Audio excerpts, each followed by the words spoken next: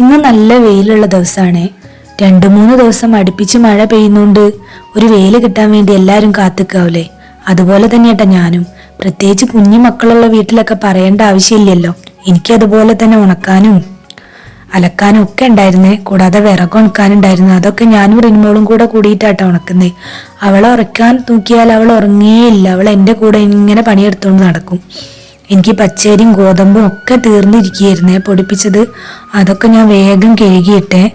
ഞങ്ങൾ അടുത്ത വീടിന്റെ ടെറസിന്റെ മേലെ ആട്ടോ ഞാൻ ഉണക്കാനിടാറ്. അവിടെ നല്ല വെയിലാണ്, അതുകൊണ്ട് ഞാൻ അവിടെ കൊണ്ടിടും. വെയില് വന്നപ്പം ഭയങ്കര വെയിലേ. ഈ വീഡിയോ ഒക്കെ എടുത്തു തരുന്നതേ റിത്തുമോനാണേ. ആളെ സോപ്പിട്ട് കഴിഞ്ഞാൽ വീഡിയോ ഒക്കെ എടുത്തു തരും, അല്ലെങ്കിൽ എടുത്തു തരത്തില്ല കേട്ടോ. വൈകുന്നേരം ആയപ്പോക്ക് നന്നായിട്ട് ഉണങ്ങിയിണ്ടേ. ഞാൻ അധികം വെയില് പോവാത്ത മുന്നേ വേഗം പോയി വാരിയെടുത്ത് അടുത്ത് തന്നെ കേട്ടോ മില്ല്, അവിടെ കൊണ്ടുപോയി പൊടിപ്പിക്കാൻ പോയേ.